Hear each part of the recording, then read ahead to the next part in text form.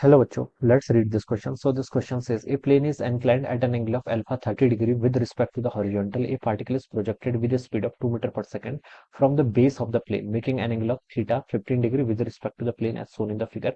The distance from the base at which the particle hits the plane is close to, ठीक है, g की value बोला गया 10 metre पर सेकंड स्क्वायर लेने के लिए, ठीक है।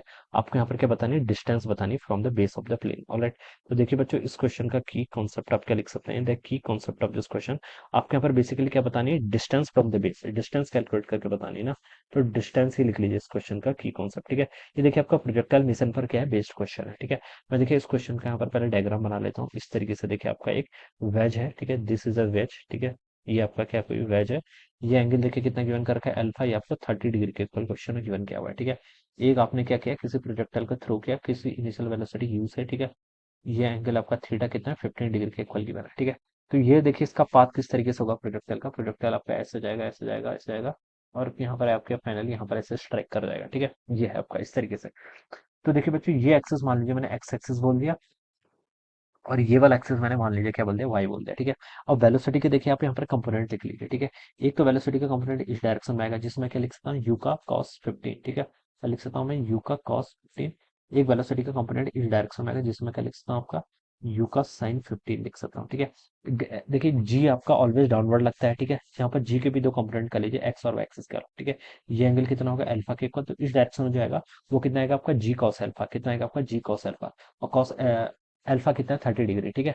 तो cos 30 की वैल्यू कितनी थी, √3/2। तो √3/2 जी आपका इस एक्सेलेशन आपका y एक्सिस का लॉन्ग ये होगा, और एक कंपोनेंट आपका x एक्सिस का लॉन्ग आएगा, वो कितना आएगा आपका g का sin 30, यानी कि g/2 के इक्वल ये आ जाएगा, ठीक है। मुझे यहाँ पर क्या बतानी है, distance from the base eight which the particle hits the globe. तो आपको देखिए ये वाली डिस्टेंस यहाँ पर कैलकुलेट करके बतानी है, ठीक है। तो देखिए बच्चों, पहले हम इसकी रेंज देख लेते हैं along the incline. Along the incline देखिए इसकी रेंज कितनी आएगी, ठीक है। एक्स एक्सिस के अलोंग देखना है रेंज, ठीक है। इनिशियल वेलोसिटी एक्स एक्सिस के अलोंग कितनी, देखिए इनिशियल वेलोसिटी यू आपकी क्वेश्चन में गिवन करके है, सॉरी इनिशियल वेलोसिटी आपकी, ठीक है। एक्स एक्सिस का लॉन्ग को मैं क्या लिख सकता हूँ, यू कॉस 15 लिख सकता हूँ। कितना लिख सकता हूँ, यू कॉस 15। यू की वैल्यू 2 मीटर पर सेकंड दी हुई ना, तो 2 कॉस 15, ठीक है। This is a velocity along x axis, ये आपको पता है, ठीक है। एक्सिलरेशन एक्स एक्सिस के अलोंग देखिए कितना है, g/2 नहीं, नीचे की तरफ है तो -g/2 है, ठीक है, प्लस एक्स एक्सिस के अलोंग नहीं है, ठीक है। तो -g/2 जाएगा। जी की वैल्यू क्वेश्चन ने बोला था 10 देने के लिए, तो -5 मीटर पर सेकंड स्क्वायर के ऊपर आएगा। यू आ गया, ए एक्स आ गया, ठीक है। और क्या चाहिए होता है, हम्म, अ, ठीक है। ये दो पैरामीटर्स आपने यहाँ पर क्या कर लिया, कैलकुलेट करके बता दिया, ठीक है। टाइम भी हमें निकालना पड़ेगा ना। टाइम तो पहले हमें वाई एक्सिस का अलॉन्ग इक्वेशन लगानी पड़ेगी, तभी आपका यहाँ पर से टाइम निकलेगा, ठीक है। टाइम निकालने के लिए, ठीक है, वाई एक्सिस के अलॉन्ग देखिए आपका इसकी यहाँ पर से वाई एक्सिस के अलॉन्ग देखिए, अगर मैं टाइम यहाँ पर निकालूंगा तो ये देखिए किसके इक्वल आएगा, वाई एक्सिस का अलॉन्ग डिस्प्लेसमेंट देखिए यहाँ पर है, यहाँ पर आएगा तो कितना आएगा, 0 के इक्वल आएगा इसका डिस्प्लेसमेंट, ठीक है। तो y इक्वल टू देखिए u/t plus half acceleration Y T का स्क्वायर, ये इक्वेशन आ जाएगी। डिस्प्लेसमेंट टोटल नेट 0 के इक्वल आएगा, ठीक है। वाई एक्सिस का अलॉन्ग बात कर रहा हूँ मैं, तो ठीक है। इनिशियल वेलोसिटी कितनी होगी आपकी, 0 हो जाएगा। इनिशियल वेलोसिटी आपकी u sin 15 के इक्वल आएगी, तो ये आपने u sin 15 लिख लिया, ठीक है। टाइम्स आपका t हो जाएगा, प्लस हाफ टाइम्स, ठीक है, एक्सलेशन अलॉन्ग वाई एक्सिस का अलॉन्ग एक्सलेशन कितना है, -√3/2 जी के इक्वल, ठीक है।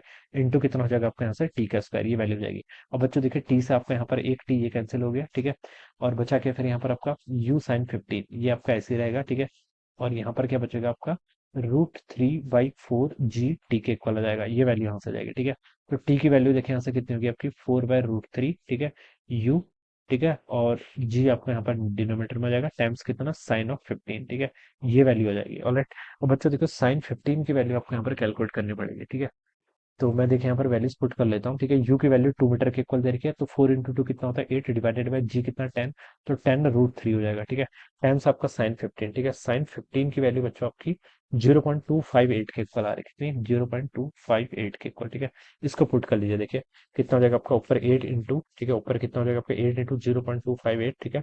तो 2.064 आ रहा है, कितना, 2.064 डिवाइडेड बाय डिनोमिनेटर में आपका √3 की वैल्यू कितनी थी, 1.73, तो यहाँ पर आपका 17.3 हो जाएगा फिर, ठीक है। 1.73 इंटू 10 करेंगे, ठीक है, ठीक है। अब देखिए 2.064 डिवाइडेड बाय आपका कितना, 17.3 करेंगे, तो ये आपका 0.119 यानी कि 0.12 सेकंड के इक्वल आ गया, कितना, 0.12 सेकंड, ये आपका यहाँ पर से टाइम आ जाएगा, ठीक है।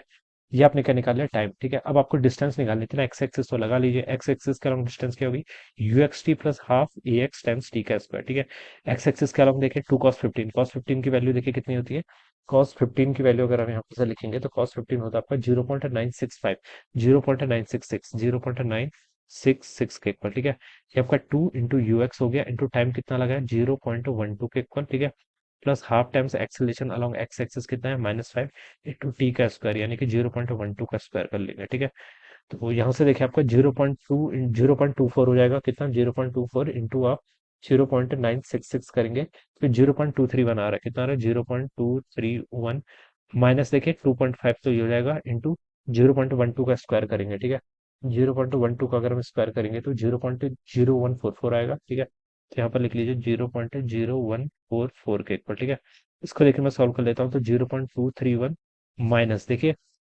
यहाँ पर कितना होगा आपका 2.5 इंटू 0.0144 करूंगा तो 0.036 आ रहा है, कितना 0.036 के इक्वल आ रहा है। ठीक है, इस वैल्यू को देखिए अब आप कैलकुलेट कर लीजिए, 0.231 माइनस आपका 0.036। ठीक है, तो ये वैल्यू आपकी 0.195 के इक्वल आ रही है, कितनी आ रही है 0.195, क्या आएगी आपकी मीटर में आएगी। ठीक है, इसको आप देखिए मीटर में इतना आ जाएगा। ठीक है, इसको आप 10 से मल्टीप्लाई, इसको आप देखिए ऑप्शन में आपको सेंटीमीटर में गिवन है ना, तो उसको आप 100 से मल्टीप्लाई कर लीजिए, 19.5 सेंटीमीटर के इक्वल आना चाहिए इसका आंसर। ठीक है, जो कि अप्रोक्सीमेटली 20 सेंटीमीटर के इक्वल होगा, तो बी वाला ऑप्शन इसके यहाँ पर से मैच कर जाएगा। ठीक है, तो इस तरीके से बच्चों हम क्या करेंगे, इसको सॉल्व करेंगे। आप देखिए यहाँ पर ना डायरेक्ट फार्मूला भी लगा सकते थे, क्या लगा सकते थे, डायरेक्ट फार्मूला, लेकिन कैलकुलेशन आपको वैसे ही करनी पड़ती है। ठीक है, तो ठीक है, आप बेसिक से भी करेंगे तो भी कोई फर्क नहीं पड़ेगा। ऑलराइट, सो आई होप, क्योंकि कैलकुलेशन में फिर भी आपका यू कॉस 15 ये सारे टर्म्स कभी भी आते हैं। ऑलराइट, बस आप वेरिएबल को, जैसे मैंने यहाँ पर वेरिएबल्स की वैल्यू लास्ट में पुट करते तो ये थोड़ा और इजी होता, मैंने इनिशियली पुट कर दी थी। Alright, so this will be the answer. So I hope you all understood this concept. All the best and thank you so much.